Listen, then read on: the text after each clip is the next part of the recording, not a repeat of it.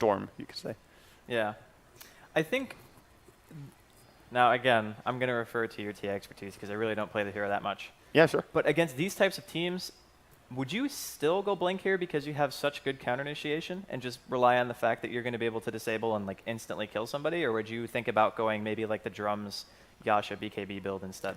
My thoughts are this, that if you have a team that has any type of other blink initiation, you probably want to have a blink on TA as well. And it's very rare that you don't. So in competitive games, I mean, this is purely speaking in competitive when you're like playing with a team that you know how they're thinking, you can hear them when they're going to go in, and you can be completely in on it. So even though the Tidehunter stun, for example, is very short, or the puck disable with his ulti is also not that reliable, you will be in there exactly at the same time, starting your damage and killing one hero before they can react.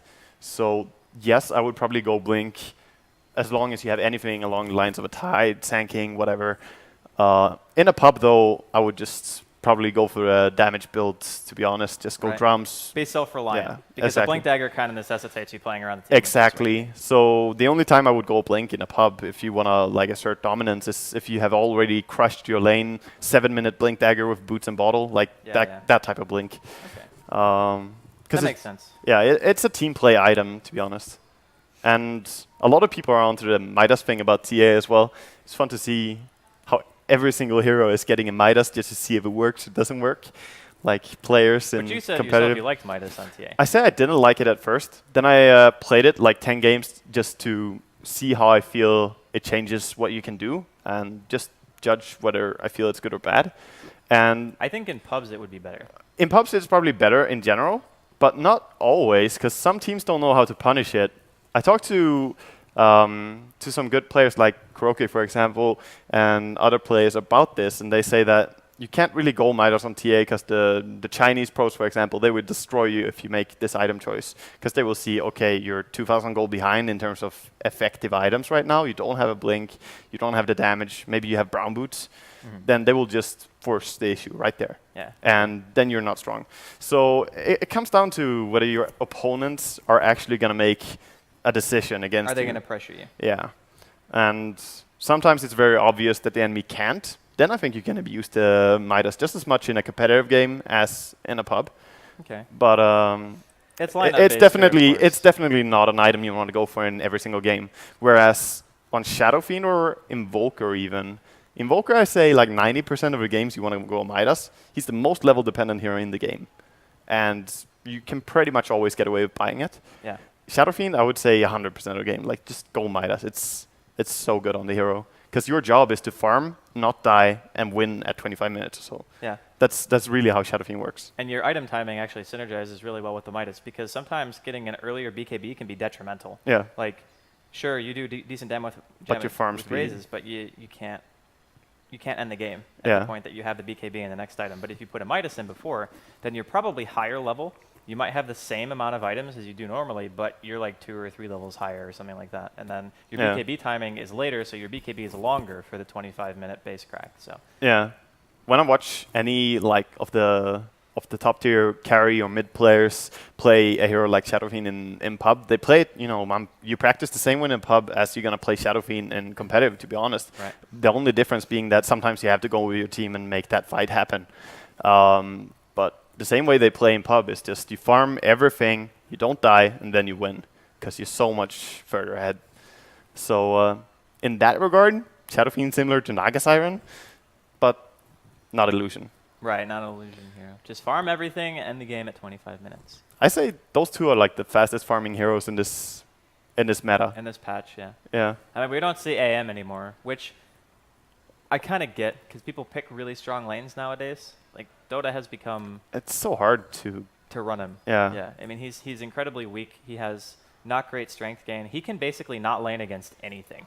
Like, if there's a hero in his lane, imagine Spectre, but less fighting potential. And all these... That's very true. And all these heroes like Spectre, Morphling is getting some play because of his flexibility in terms of laning. You can put him mid, can put him on a tri-lane. And he actually has some decent damage with waveform. But all these heroes that are edgy, like even Void, to be honest, all these heroes have one really simple counter to them, anti-mage, etc. Picking Elder Titan. All the armor is gone, and the hero is suddenly so easy to kill. Yeah, yeah. Like, that's actually happening quite a lot. When people picked anti-mage, you would just see the other team picking up an Elder Titan and then integrate that somehow into their lineup. And you'd be surprised how fast a hero that's supposed to have like 25 armor suddenly has 0 armor, how fast they die. It's just ridiculous. Yeah, it's true. And if you have a Shadow Fiend along with that, then Jesus. So it looks like there's still a little bit of time left before we're going to have a reconnect by the last player on Isurus. And they've actually been given a timer. It's like if he doesn't reconnect in X amount of time, you have to play 4v5, which sucks. But we can't wait all day either. Yeah, we have a schedule. So I hope for the best that his, that Isurus' last player is going to reconnect sometime soon.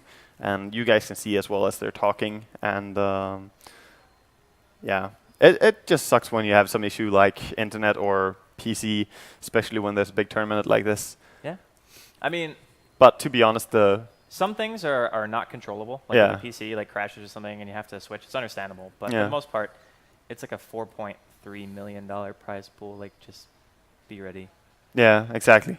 You should have 2 PCs ready to join.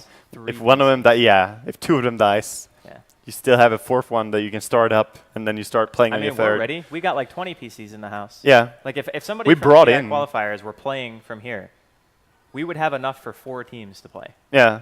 And for all of them to have one guy crash and still be able to get a new PC and play. That's true. That's how many PCs we brought in for this event. So, I mean, Isurus are not necessarily in the greatest spot in terms of the group standings anyway. But, I mean, this is just something that you don't want to have to happen. Like, you don't want to have to play 4v5. You don't want to have to say, like, oh, well, we'll just forfeit the match because we couldn't get the 5th person in the game. But he is patching. It's just we don't know how long he's going to be. Yeah. Well, because, I mean, we've basically beaten the game to death in terms of theory crafting what could happen. Yeah, I mean, there's not much more to analyze in terms of what's gonna happen in this game right now. I mean, then you could just go into stray thoughts that are not really game-specifically related. So, but to be honest, something you mentioned earlier, that the Sand King is not being played that much. In this qualifier, he's starting to be played so much, though. Like, before this qualifier, I didn't see much Sand King at all. Yeah. And then he just started trending. I don't know if it's because of a treant, because you burst through the treant armor pretty fast with your Sandstorm, with your ulti. I'm not sure exactly why. Sand King has always been a nice hero to synergize with, though. His burrow strike is initiates, to be honest. Yeah. But he just seen a lot more play here than in the previous games. I think the Sandstorm change kind of returned him to relevancy, and in a way, I actually think it's almost too good that he can do that. In the jungle. You can farm a blink at about the same time that a bat can. Yeah, like, you can probably farm it faster. Like, I played a game with one of my friends, and he would go jungle with Sand King. And this guy is also a pro player, so he knows like how to stack and pull and do all the things good. And he actually had an Enigma come into his jungle and contest his jungle, so he didn't even have the entire jungle. He still had a 630 Blink Dagger.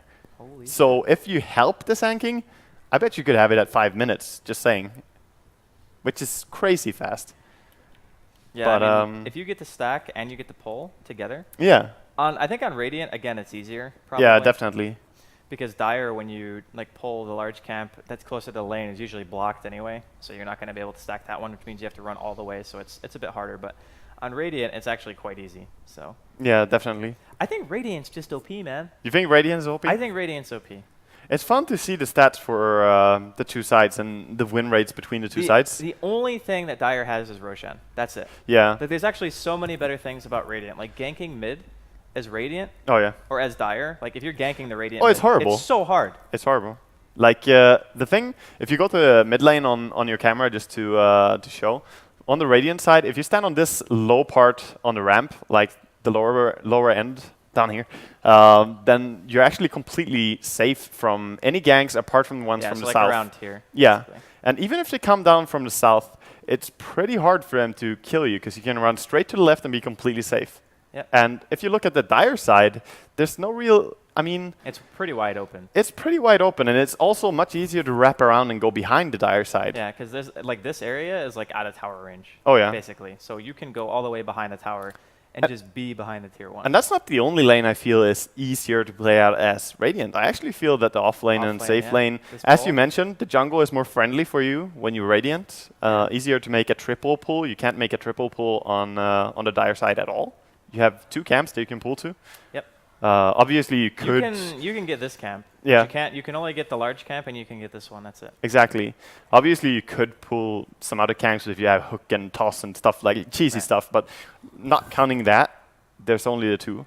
Yeah. You can get this one. You can get this one as well, depending on what heroes you have. Exactly. If you have any hero, you can pull any camp on the Radiant side. So. Yeah.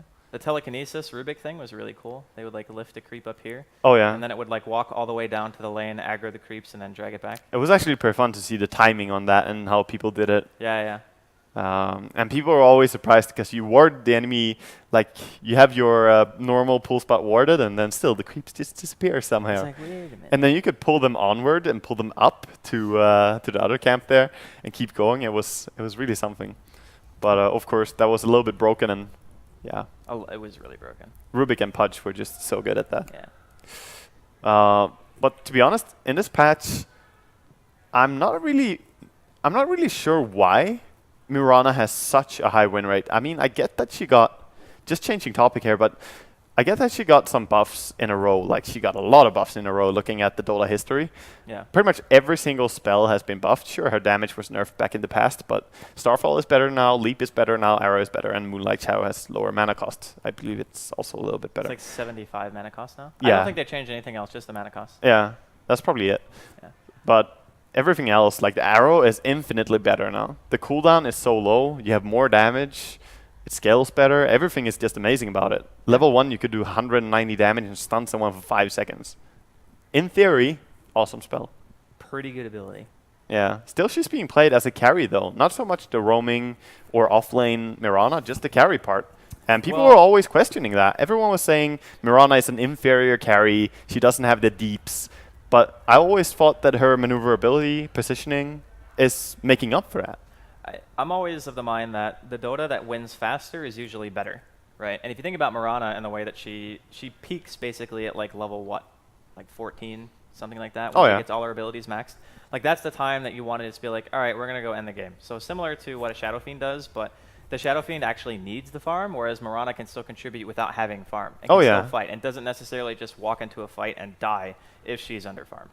So I think you have a lot more opportunities. And by picking Mirana early, it's kind of one of those ambiguous situations where you don't know exactly what the laning phase is going to be. You just see a Mirana. Like, it's like seeing a Darkseer. It's like, okay, well, there could be like 1,000 different things that Darkseer could do. Oh, yeah. So you can pick it early. It can do everything.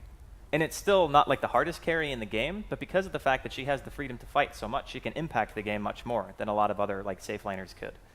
Yeah, that is actually true. And I feel one thing that is so nice about Mirana is especially that when you Starfall, you pretty much hit everything in a fight. Yeah, it's one of those amazing spells that can deal damage to everything and target something even harder. And would you believe it? He actually reconnected. He had like a minute left, like maybe less than a minute before they were just going to have to play 4-on-5. But kudos to the admins and everything and Shadows of the Past for being patient. Apparently, these poor guys had to wait 30 minutes for another game. Well, like they had a 30-minute pause. So Shadows of the Past have been bored, would you say? I guess you could say it was Shadows of their past. They just had another pause. I'm sorry. Dude, the laning phase is not going as we expected, though, looking at where the heroes are moving. This is surprising me a little bit. No, are they really doing level 1 Roche? Yeah, it seems like they are. They have 2 salves on all of their melee. Yeah, dude, they're doing level 1 Roche, and but they have 3 melee. You can't... No, you can. It's just really not good. It's just really not good. And they don't have anyone to break the link. This is the most expensive Roshan that you will ever see, guys. And he walks in just to make the clap proc. This is painful for the poor melees. And Jesus, they could potentially die here if they're unlucky with the bash timings. Alchemist almost going down. Now Centaur. They need to not put all the melee in at the same time. Yeah, they need to have 2 in the melee range at the same time and then switch. And yeah, Roshan is not taking as much damage as you would expect here. He's actually staying quite healthy. I mean, the health regen is... Can they even kill him? I'm not even sure, man. I've seen like 5 or 6 I don't think they can actually kill him, man.